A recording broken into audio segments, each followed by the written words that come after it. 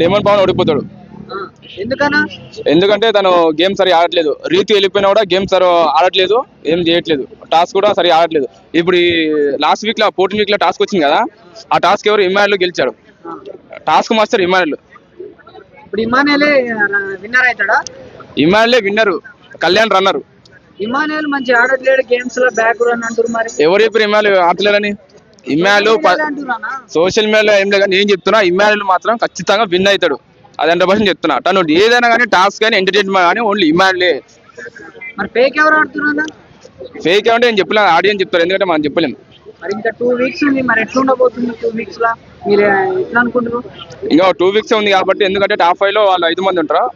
తనుజ కానీ, కళ్యాణ్ కానీ, భరణి కానీ, డేమన్ పవన్ కానీ, వీళ్ళు 5 మంది ఉంటారు. సంజన సుమన్ శెట్టి ఈ వీక్ వెళ్ళిపోతారు, ఎలిమినేట్ అవుతారు ఖచ్చితంగా. డబుల్ ఎలిమినేషన్ ఉంటుంది. రీతు వెళ్ళిపోవడం వల్ల పవన్ కి ఏమైనా యూజ్ అవుతుందా?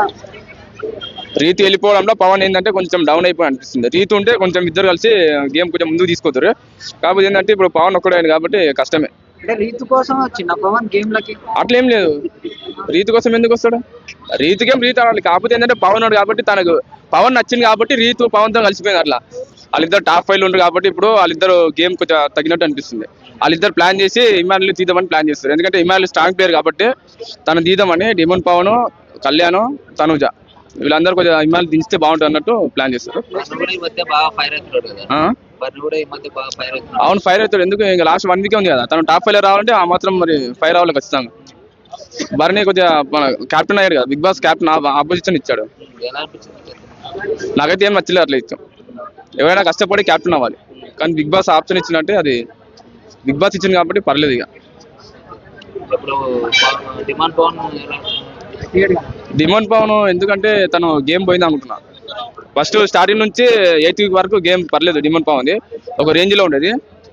బయట ఆడియన్స్ ఏమన్నారంటే డిమాండ్ పవన్ విన్ అవుతాడు, సీజన్ 9 విన్నర్ డిమాండ్ పవన్ అనుకున్నారు. కానీ ఇప్పుడు ఏంటంటే రీతు వల్ల పవన్ గేమ్ మొత్తం పోయింది. రీతు వెళ్ళిపోయింది. రీతు వల్ల బాగా డిస్టర్బ్ అయ్యాడు, చాలా డిస్టర్బ్ అయ్యాడు. రీతు మొత్తం చెడగొట్టేసింది, గేమ్ మొత్తం పోయింది. అందుకే రీతు ఎలిమినేట్ అయింది. ఆ రీతు బిగ్ బాస్ వాళ్ళు ఎవరు ఉంచారు అసలు నాకు అర్థం కాదు. ఈ సీజన్ మొత్తం రీతు చూస్తే నాకు చాలా భయం వేసింది. ఏమా నవ్వు అది చెప్పండి. రీతు అన్ఫేర్ ఎలిమినేషన్ కాదు, fair elimination. Ritu fair elimination, unfair ఎవరు చెప్పారు? అది ఆమెది అర్సుడు తప్ప గేమ్ ఏం లేదు. ఏమైనా ఓడిపోతే పవన్ తో వెళ్ళి ఓన్లీ హగ్ చేసుకోవడము, ఏడ్చడం తప్ప అది ఉంది.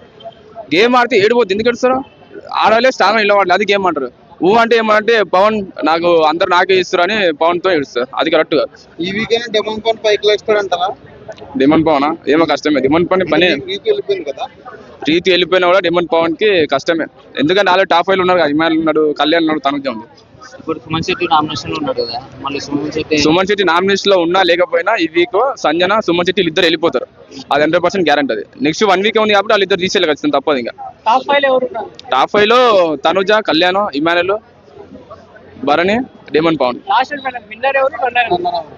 Kalyan runner, Emmanuel winner. ఈ సీజన్ కి ఇమానుయల్